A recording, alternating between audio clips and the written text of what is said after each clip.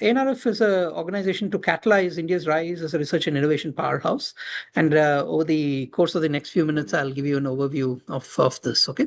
So without further ado, our Honorable Prime Minister has raised the idea of Anusandhan or research to the same level as Jai Jawan, Jai Kisan, and Jai Vigyan. Okay.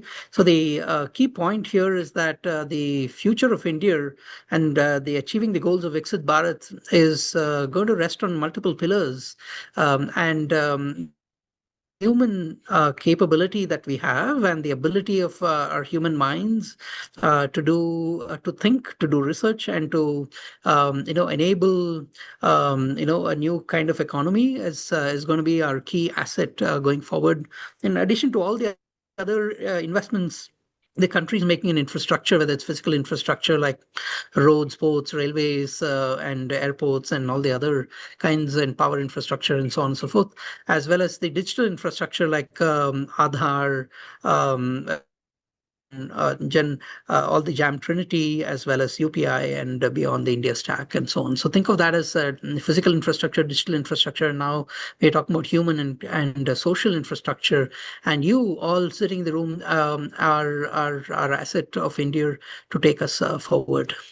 So the ANRF has a genesis as part of the national education policy, which identified the need for an organization, similar to organizations like the National Science Foundation, DARPA, etc., in the United States, especially the National Science Foundation and other research organizations, which stand separate from any single ministry and can coordinate and focus on doing one thing really well, which is funding, right? So we are, while we may do a few other small things, we will focus primarily being a foundation that really drives both the raising as well as allocating and governing, the outcomes of funding. So as the ANRF Act was notified in 2023, and ANRF further, came into effect in 2024.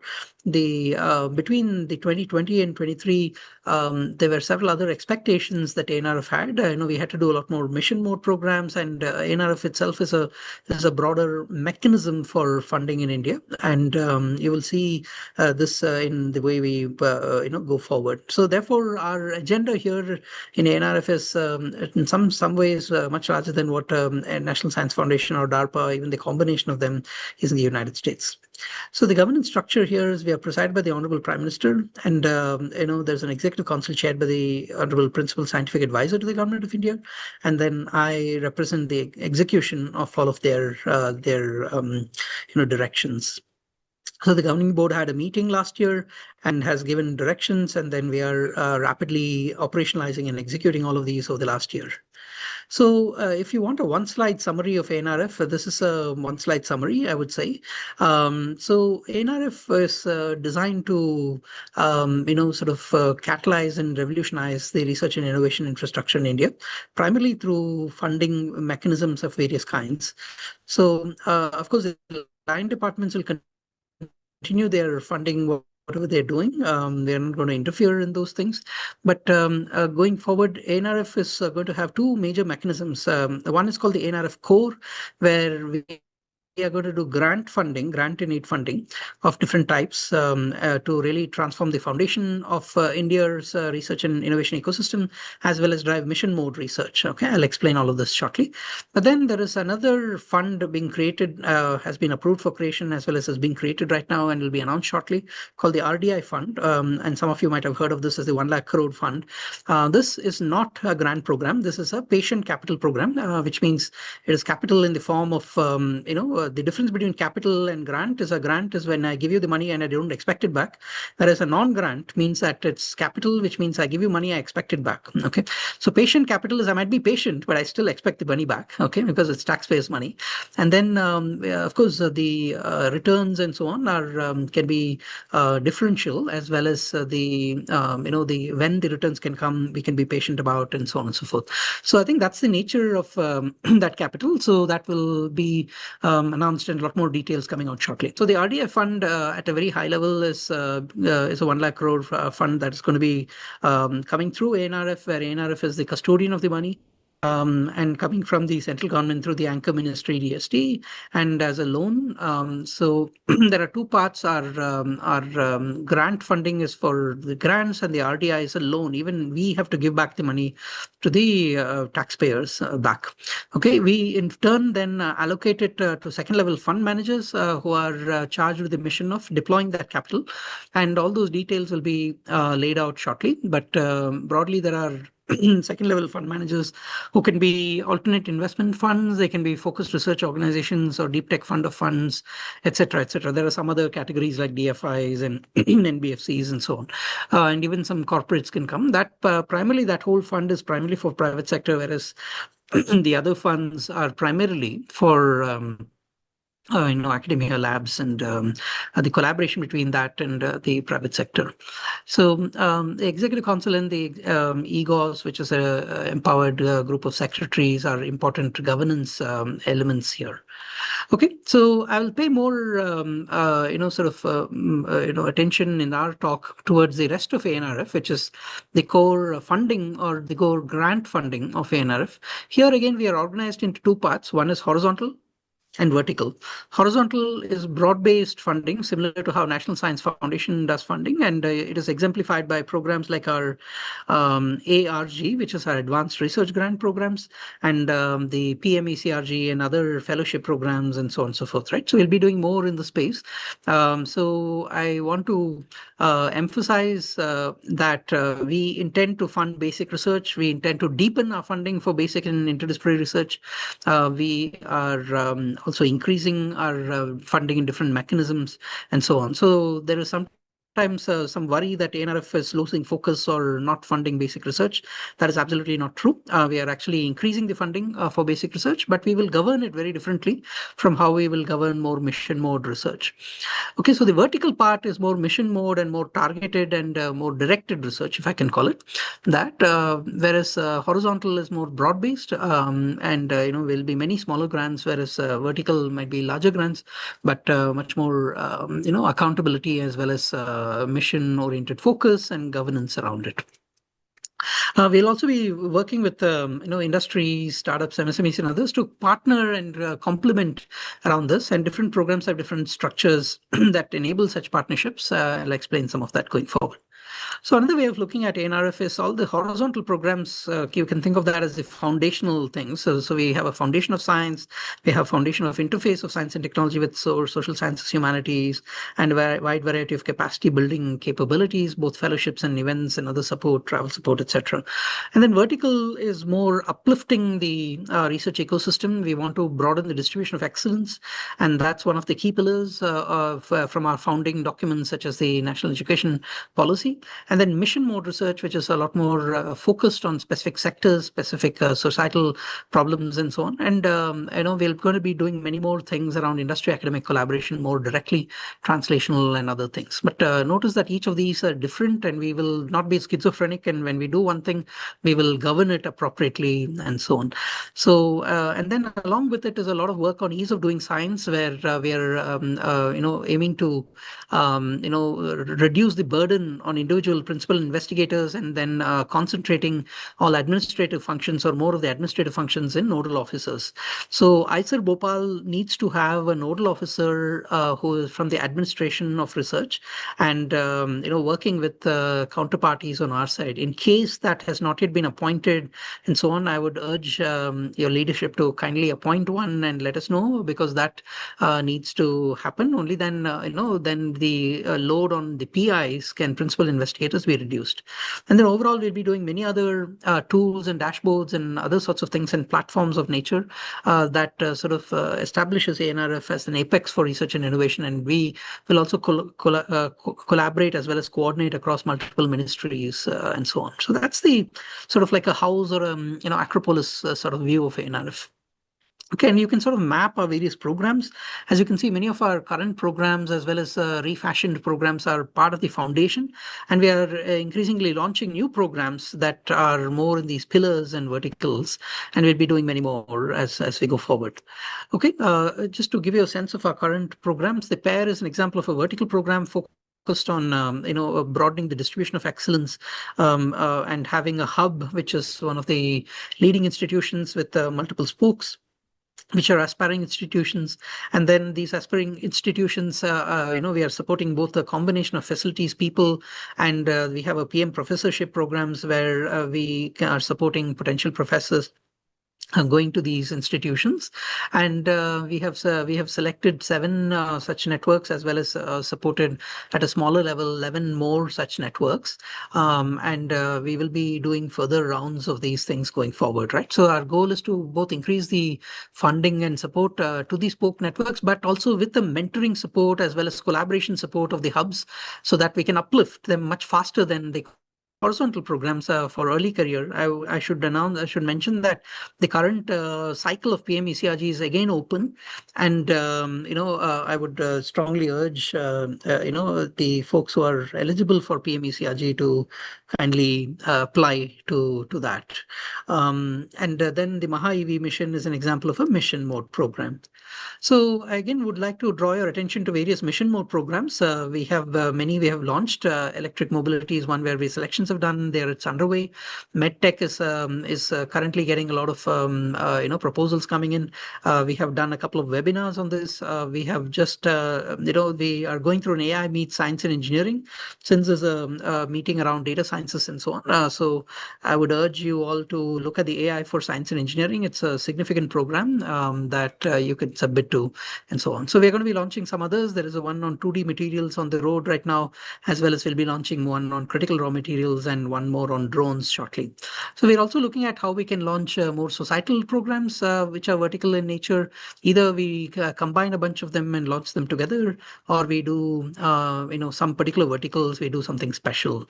But all of these tend to be cross ministerial and so on. So typically we as ANRF partner with one or more departments of ministries, and we've already done this with 5 or 6 ministries in the last 6 months. So we'll be doing many more and so on. So the that also reflects ANRF roles as an apex organization to enable collaboration across all of government, and we hope to also extend this capability to go beyond the to give you an idea, since we're talking about a data science workshop and so on, so AI for Science and Engineering is a program currently, right now on the road, which is, think of it as a mission for AI for Science and Engineering. We are doing this in partnership with MIT, which is giving us a whole bunch of GPUs and allocation for us. And then we have 2 tracks. One is a programs track, and the other is a contest track. Think of it as a challenge, a hackathon, or those sorts of open source challenges, contest where there are prize money and things of that nature. Whereas programs is classic programs.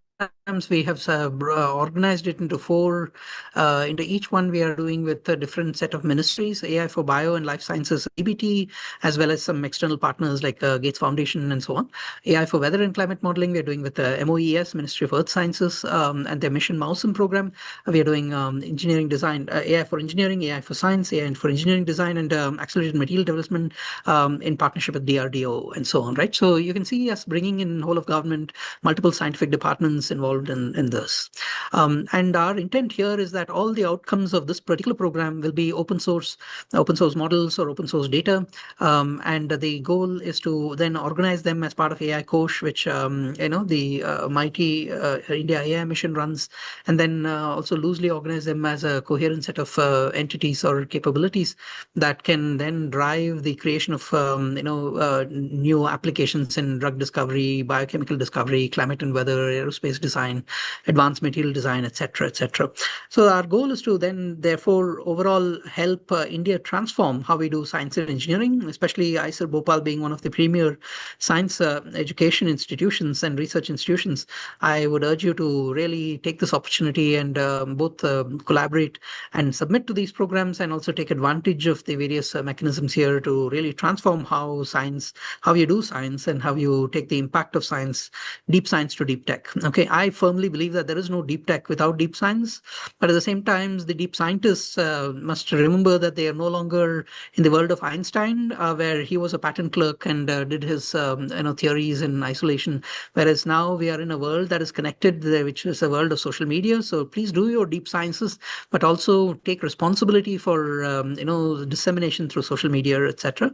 And we expect that as part of our our work. We will support and we will enhance the support for deep science, but we expect more impact and more bigger problems, bigger and responsibility for broader dissemination, as well as taking ownership of potential impact and knowledge dissemination.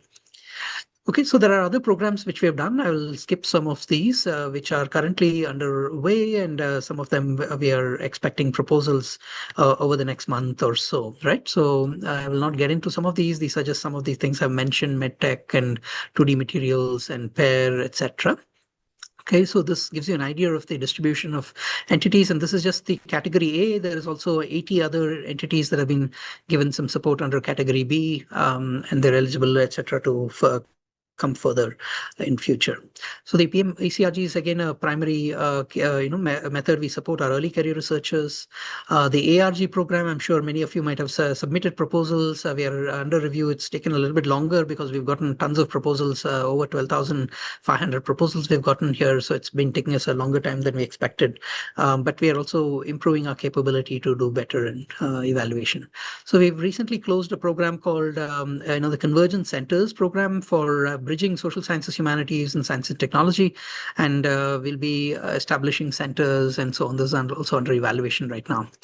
And as part of our Apex role, we are also putting together platforms, and some of these platforms there is this Anusandhan Master Platform, Anumapi, which we are currently building, and this is more of a mock-up of what it may look like. And then the goal is to be able to quickly identify and discover people, discover technologies, discover research, and connect with what's going on. And each of your universities and so on should get aggressive in dissemination of what you're doing, so that we can pick it up in Anumapi and make it available for the entire country, so that we can do more.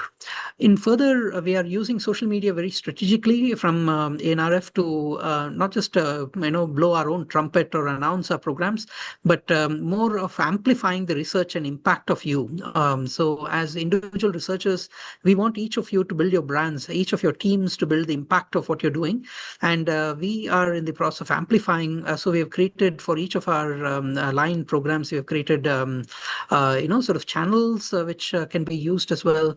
And we main capability of SARL is to take technical papers and then convert them into a wide range of secondary media. I don't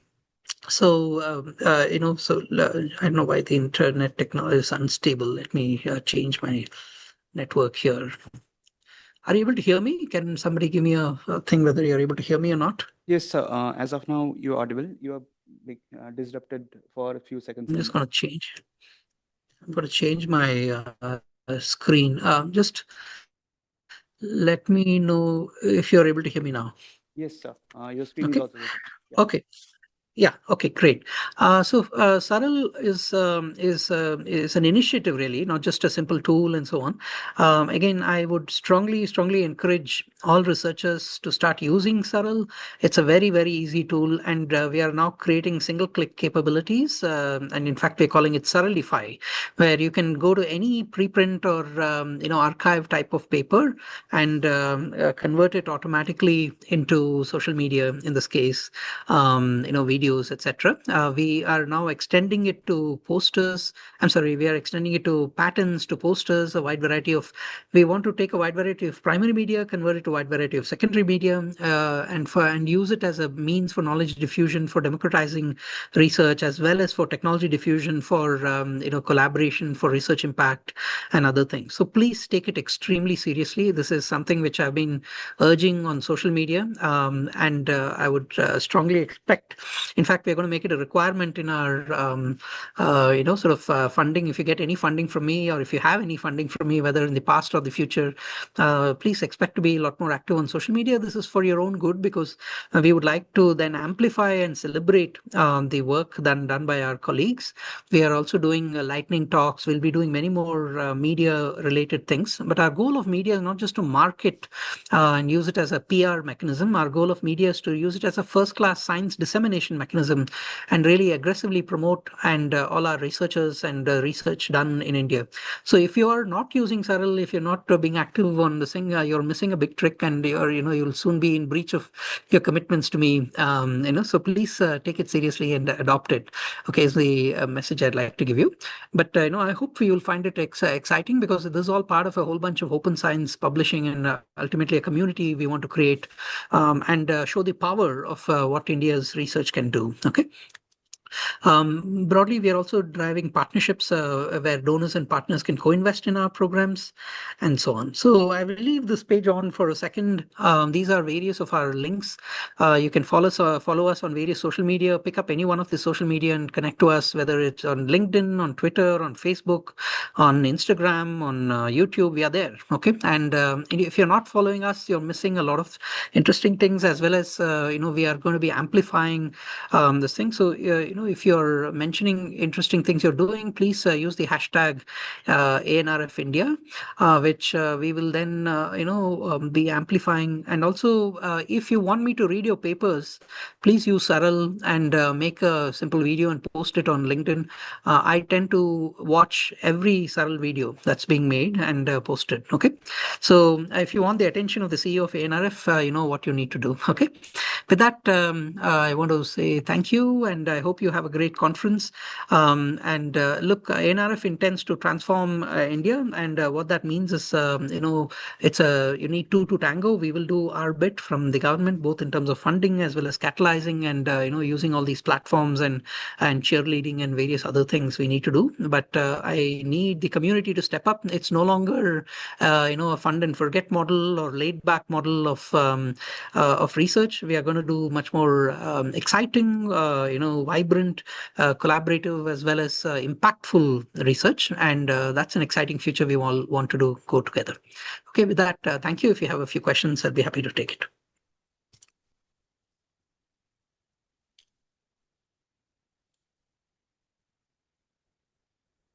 Okay, if somebody Thank you, can, Dr.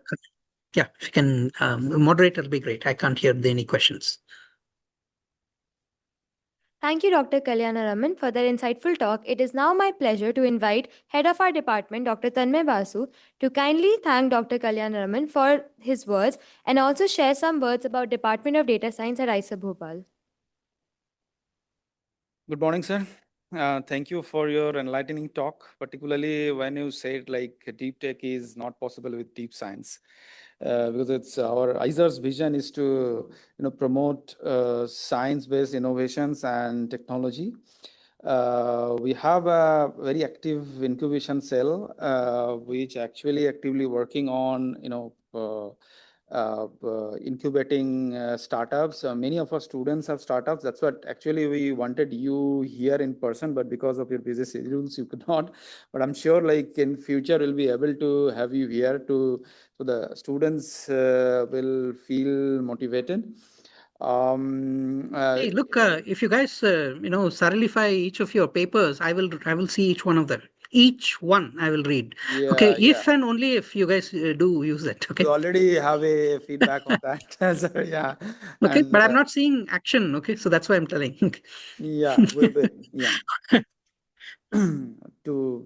So with this, so initially we had another program, another conference going on. That's what initially there is a little coordination issue. I'm really sorry about that. And we would have more interactions with you, as you said, like through social media and through other meetings and conferences. And I do And look. please also respond to the programs we have open. We have MedTech open. We have AI for Science Science and Engineering Open. Since it's a data science thing, I hope you guys know about these programs and will respond. Right. We are, many of us are, also working on that and submitting proposals in many of the new calls. Yeah. So, sir, there are one or two questions, if you please. Yeah. Quickly, if you can ask, I have to shortly. So our former Dean Research and Development, Professor Sanjeet Konar, currently is the Dean of Faculty Affairs. Want to talk to you, yeah. Hello, sir. How are you? Last time I met you in Shivkumar, you remember me? Yes, of course I do. The conference. After that meeting, we had a meeting all the vice chancellors. That was in this university. I forget the name of the university in Delhi, slightly outskirts of the Delhi. Yeah. So I attended that, and what I have noticed that almost all I am bit, sometimes bit critical. Don't take it in a negative sense. Many of the vice chancellors, they're telling that we started AI in or data science department in healthcare. Some of them are telling that we had started in agritech, AI in agritech, and having 200, 300 students. Many of them are. Then I ask a question. To have a proper training of the students, you need a lot of GPUs, as per my understanding. If you want to train 200 students in the undergraduate level as a BTech program in agritech or medtech or whatever it is, whether India is at this moment capable of catering that requirement of providing that quantity of GPUs to train our young students so that they can be market ready or they can do independent research, whatever it is. So that is my question. I know government is doing a lot. That I really thank you all government agencies, but that is a bit concern to me that we are expanding very fast, but whether the required infrastructure is also being considered to be expanded at the same speed. Yeah, no, thank you for the question. I think it is important to understand that there is two types of infrastructure, right? One is a GPU you would buy and put it in your own university. Okay. The other is a GPU that is obtained in the cloud by MIT and made available. Okay. So MIT is already contracted for close to 40,000 GPUs and they're being ramped up at a very rapid pace. And then if you make a proposal to MIT for a particular purpose, especially research and education and innovation and startups are all supported. And as part of my program, for example, for AI for science and engineering, we have a significant allocation of GPUs for my research program. And I can tell you that it's fairly straightforward to apply to them and get it as well. So if that application has not gone, so you should understand that GPUs are being offered as a service, not as a CapEx item. So it is not a CapEx that you buy and put and install and have a rack next to you. It is sitting somewhere in the cloud, but then you get access to GPU hours of various kinds. This is the modern way of doing things. So the government is using that to also build the GPU infrastructure, but then procuring it at a top level and also subsidizing it and making it available to sort of the research and ecosystem. So that's the approach that is being done. But I can assure you that MIT, which is the nodal ministry, has already procured 40,000 GPUs, 40,000. Okay, and then it is increasing at a rapid rate. Of course, they're also being allocated, but there should be no issue for asking. If you guys ask how much GPU hours you need, you make a request to MIT as part of your programs. Kavita Bhatia ji and Abhishek Singh ji take care of that program, and that is being coordinated through MIT. So what we do is we are driving research programs, not education programs. That support for education comes from them. Okay, so thank you. Wonderful to know that you already have like government as well as all the like ministries are considering that point very seriously. May I ask one more question? So I put one more question towards the students here, like whether this whatever we are using like output of the AI, if you want to reach out to the 1.4 billion common people, Aam Aadmi, whether we can think about this multilingual approach to handling the AI, because English, I know English is a common language in the higher education system, but many people are still left out. Look, I think that's the purpose of the Bhashini project, which is part of Digital India, which is both creating text-to-speech speech so that one can speak to AI as opposed to interact, having to type and so on. Just the ability to speak to AI and speak via not just smartphones. Bhashini is also working along with a number of other players, including all the telecom players, so that Bhashini access is also available through normal, I would say feature phones, not just smartphones. Okay. So the access using the billion mobile users in India and the ability to use both feature phones and smartphones. And Bhashini supports multiple languages. In fact, our Saral AI, we have integrated with Bhashini, and we also have integrated with Sarvam AI. Now, Saral, in the November release, which is going to come in a couple of days, is going to support 19 languages. Oh, wonderful. Great. Wonderful. Okay. 19 languages. So what it means is that suppose somebody in a local language, in one of those 19 languages, would like to read a research paper. Okay. Now, the research paper is in Nature. Okay. Nature paper or science paper, very complex to understand. What Saral does is convert that research paper. It Saralifies. In other words, simplifies it, demystifies it, and converts it into a video form. So, and in the next release, we are also going to create reels, right? You can have your papers and create Facebook reels. Yes, we control it to video form. We give you a PowerPoint presentation. We give you a PDF presentation. So with a single click, we can do that. So our thinking is the following. Researchers are great at writing papers. They're not great at social media or creating videos. So Saral bridges that gap, and it also converts languages into 19 languages. So we are also going to increasingly push this. Again, my humble request, if you have not tried Saral, please try it. As a dean of the institute, I can commit that I am going to write an email to all that please make use of it, and we will enforce it, kind of, because it's wonderful. It's wonderful. Pick one paper. Look, it's not a matter of forcing somebody. It's a matter of asking them to try it. You will find it's relatively easy to use.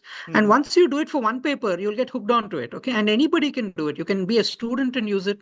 You can be a faculty and use it. You can be a research staff, a researcher and use it. Anybody can use it, right? And then we are going to make it even more simpler, where you just press a button and it'll automatically go to all the media, etc. Right? All of this will be done. Yeah. Wonderful, wonderful. Thank you so much. Thank you. Sir, there is one more question from one of the students, if you please. Okay, last. I got to go after this. Yeah. Last question. Yeah. Extremely thank you, sir, for being here, and again for taking your time. One question from on behalf of all the students that we have is. We as students of the Department of Data Science explore multiple domains during our thesis, be it PhD, MS or BS. We would like to know from you, especially since all of these projects are actually funding intensive. When we come into labs, we understand why funding is like that the important thing. So what are the special area of focus that ANRF is thinking as of now to fund or align their goals into, so that we align our goals in the same direction and get our work done in a fast pace? We'd like to understand the exact pinpoint areas of work, if that allows. As a broad-based funding agency, we fund all areas of science and engineering. Okay, so there is I mentioned horizontal, right? Just like National Science Foundation, the US funds many areas. We fund all areas, and that's the foundation, right? It's like the top of the funnel and the foundation and so on, right? So that is one part. Now, the vertical, we've been launching missions. Okay, we have been launching missions, but over time, we'll be launching many more missions. Okay, and these missions are indicative of the areas of priority. So we've launched one on electric vehicles, we've launched one on 2D materials, we've launched one on medical technologies, we've launched one on AI for science and engineering. And within that, there is 4 separate areas. We're going to launch one on critical raw materials. We've launched one on, we're going to launch one on drones. But this doesn't mean this is the end of it, right? We're going to launch many more. So it is an expanding pie, not a fixed pie. Okay, so I would urge you to focus on where your interests take you, and by and large, we will be doing many things in many areas, like and over time it will cover many of these areas. It is just that I've been in my job only for the last 6 months, and we've already launched so many things. Okay, so we'll be launching many more. So my suggestion is think of this as an expanding area. It is not like a fixed area, oh, and I've missed the boat or I've missed some bus and all of those things. Okay, so focus this thing, and please follow us on social media. Okay, and I've already given you links and so on. So because if you track us on social media, you can see many things that we do. Okay, and all these would be indicative, so that you can keep abreast of what we do. And also, I've given many talks, just like I'm speaking to you. Some of the other talks have been recorded. Maybe if this might be put on YouTube, I'd encourage the organizers, if you want to put this on YouTube, so then somebody else can also take the benefit. Similarly, I've done some podcasts. I would encourage you to go take a look at that. So this gives you, we will constantly keep communicating from our end. Okay. But that said, look, you should follow your interests. Anything in the areas of deep tech, we will be focusing on making the deep tech innovation ecosystem far more vibrant. There'll be a lot more funding for scaling up, for startups, for all these other things coming shortly. There is a RDI fund that's going to be announced, which will again have a multiplier effect on India. So it's going to be very different India, right? It's going to be a very exciting India for you all. Okay, I will leave you with that thought. Okay. Thank you, sir. Okay. With this, we want to conclude this session, and we want to, since you are not here, we want to felicitate you. Let us have a big round of let us have a big round of applause for NRLC. Thank you. Okay. Thank you, guys. I got to take leave. All right. Bye bye. Yeah. Thank you. Bye. Bye. See you.